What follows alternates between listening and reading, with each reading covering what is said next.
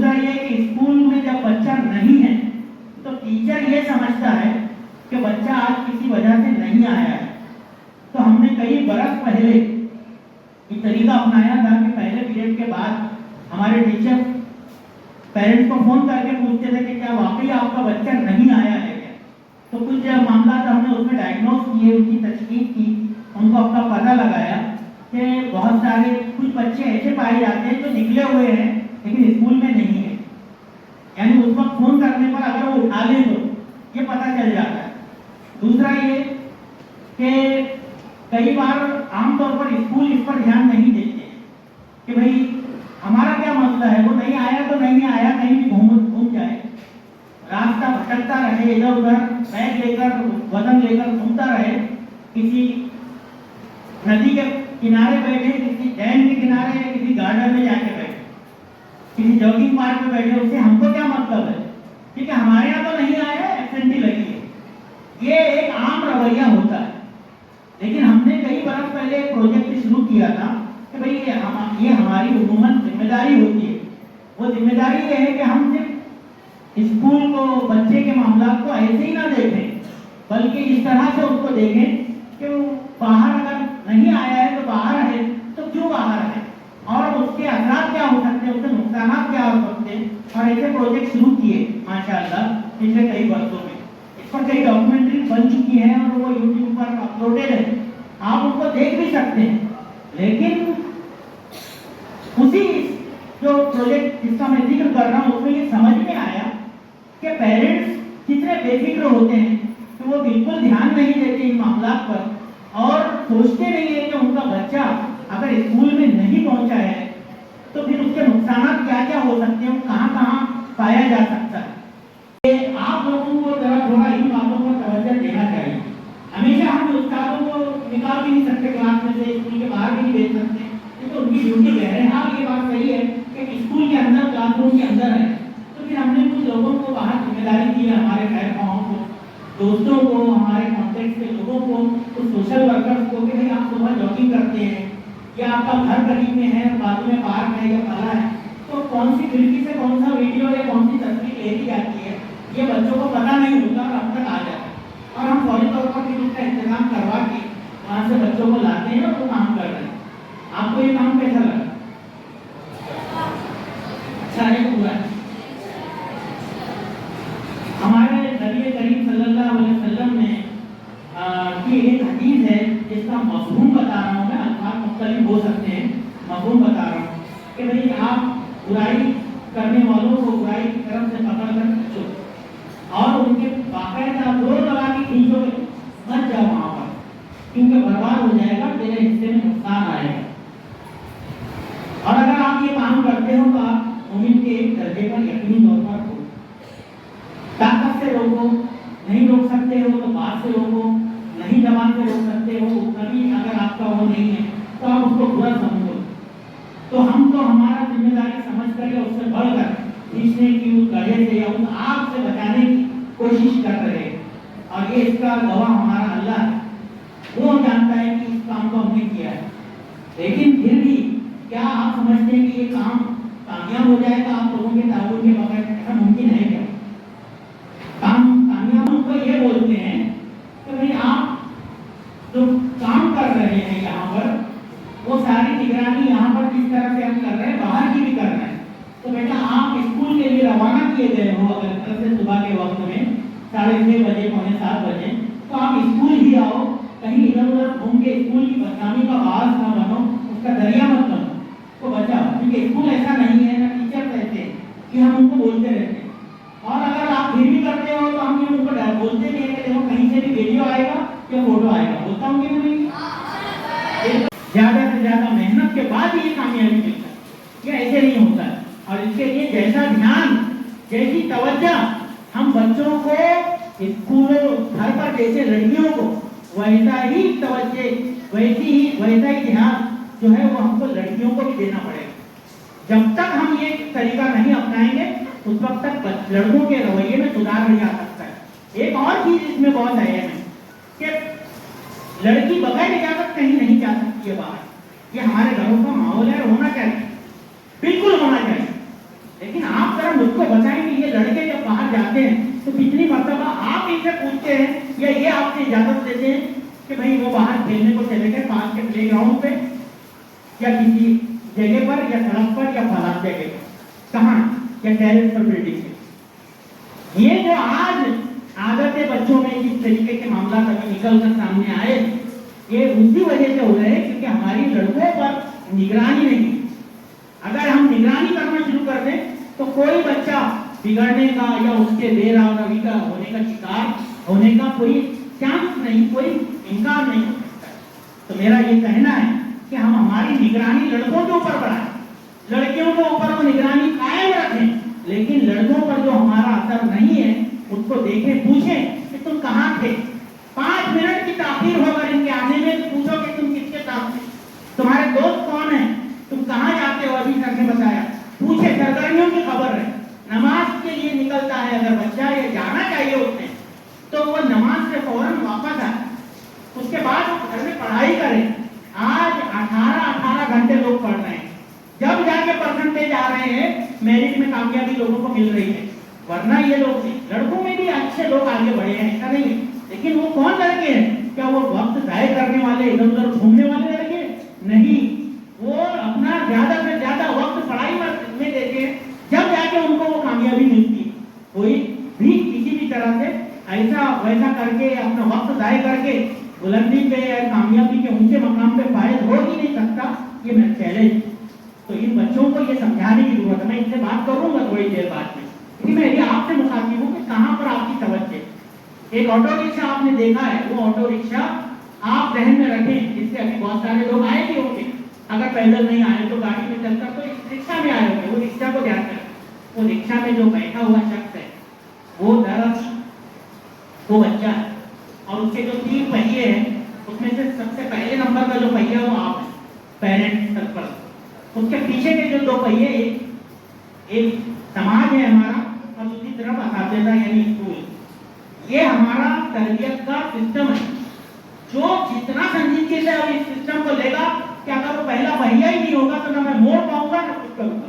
सही डायरेक्शन देने के जिम्मेदार पेरेंट, सही तरबियत करने के जिम्मेदार पेरेंट, सही रास्ता दिखाने के जिम्मेदार पेरेंट, सही चीजें सिखाने और बुरी से बचाने के जिम्मेदार पेरेंट।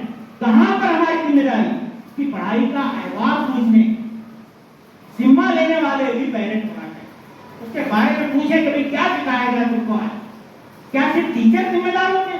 जब देखो, जब माशरा जो है हमारा समाज, अरे जनाब लोग क्या करते हैं, एक वीडियो जो आया कोई किसी जगह का, किसी ने मीडिया का या कोई भी यूट्यूब का चैनल है, किसी ने उसमें डाल दिया, एक फला स्कूल का बच्चा जो है टेरेस पे बैठा हुआ स्मोकिंग कर रहा है, और वो स्कूल का नाम लेकर वो बंदा जो वीडियो बना रहा है, क्या करते हैं तो हमारा नहीं था वो, मैं बोल दूंगा क्या करते हैं ये लोग स्कूल वाले।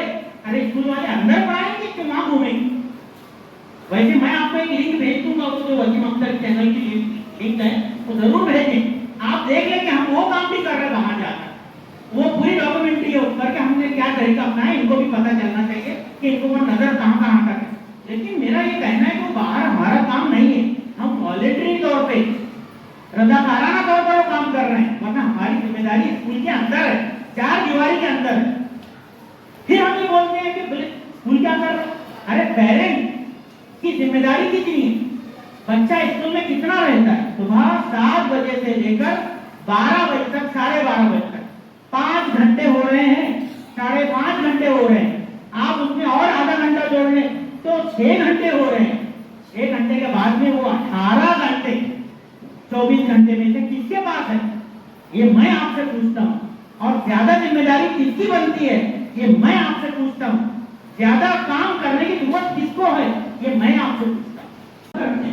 तो क्या बेहतर हो कि हम, हमारा बच्चा जब सुबह की ही स्कूल है और उसको जाना ही जाना है, तो फिर वो बच्चा को हम पहले नमाज के अज़ान के वक्त उठाए, उसको वजू करवाए या उसको पाकी हासिल करवाए, उसको गुसल करवाए, और उसके बाद उसको बोले कि बेटा तुम नमाज पढ़ो, घर में पढ़ो या मस्जिद में पढ़ो, जो भी तुम्हारा तरीका है, और उसके बाद में तैयार होकर नाश्ता करके कर जाओ। तो क्या बेहतर होगा कि वो बच्चा दुआ के वक्त में जब सूरह फातिहा पढ़ी जाती है और उससे इफ्तिताह होता है दिन का, तो वो बरकत के साथ उसका आगाज, कितनी देर में बच्चे पहुंचते हैं कि दुआ होती रहती है, उनको कोई एहसास नहीं।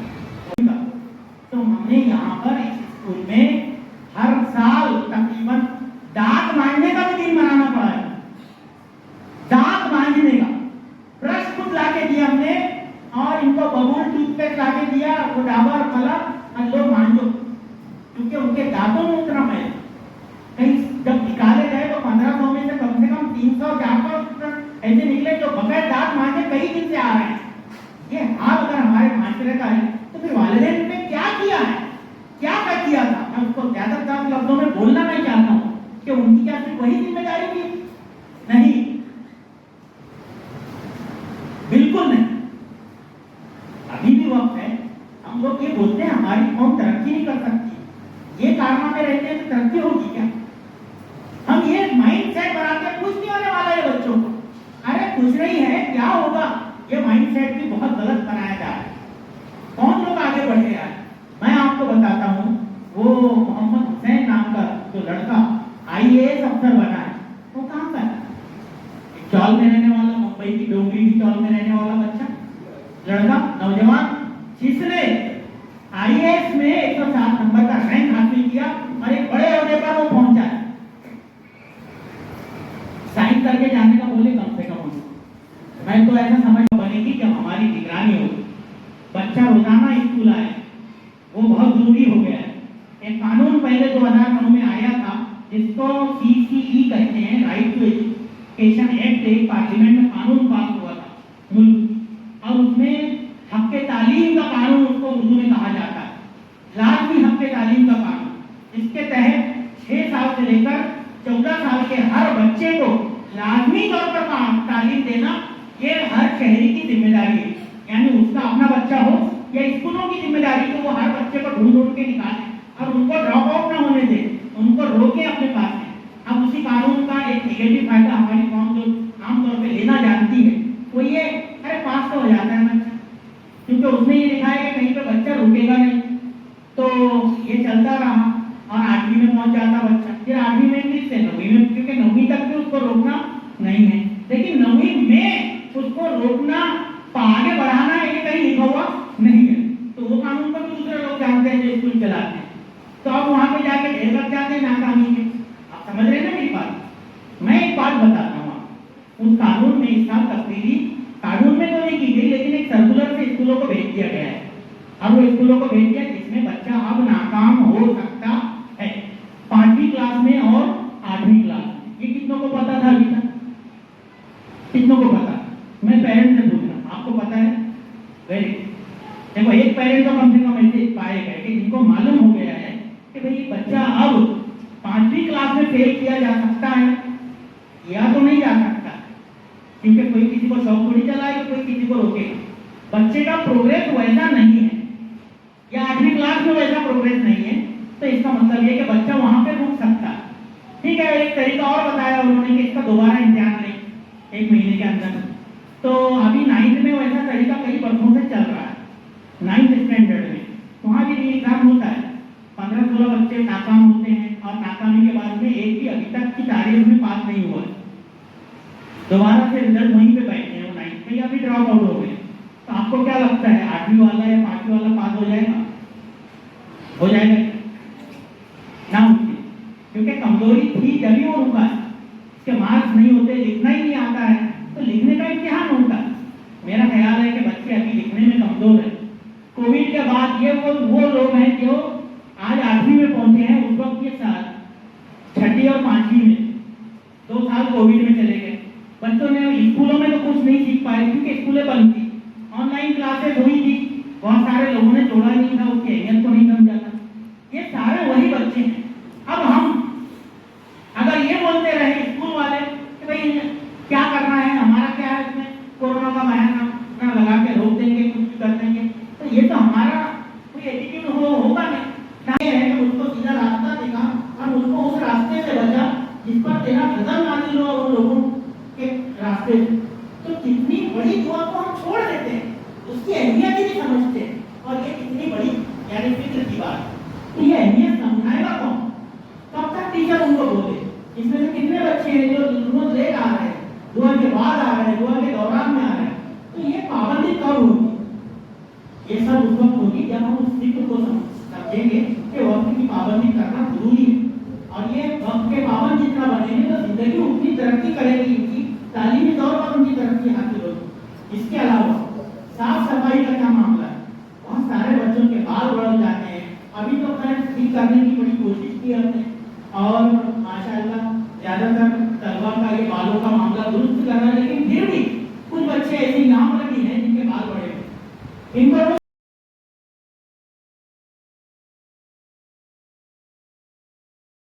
बाल सही करें, सर के ऊपर बोझ रहे कम रहेगा तो थोड़ा सीखने में आसानी होगी, हल्केपन का एहसास होगा इंसान को।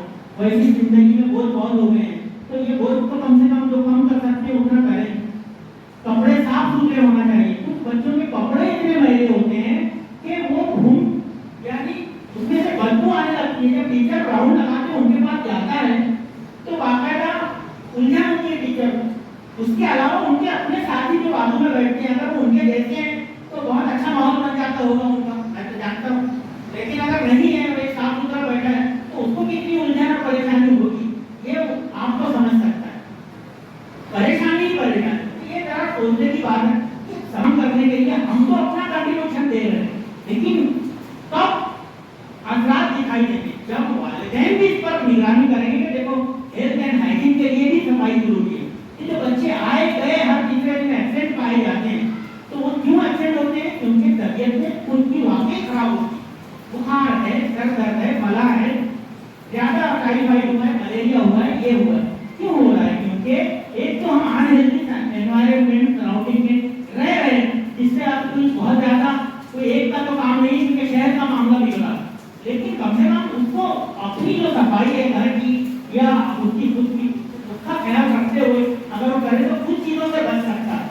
तो मेरा ऐसा ख्याल है कि आप अपने बच्चे को सफाई कायम रखना, वक्त की पाबंदी करना, कपड़ों की सफाई से लेकर अपने किरदार की सफाई तक हर चीज की तरबियत है। और ये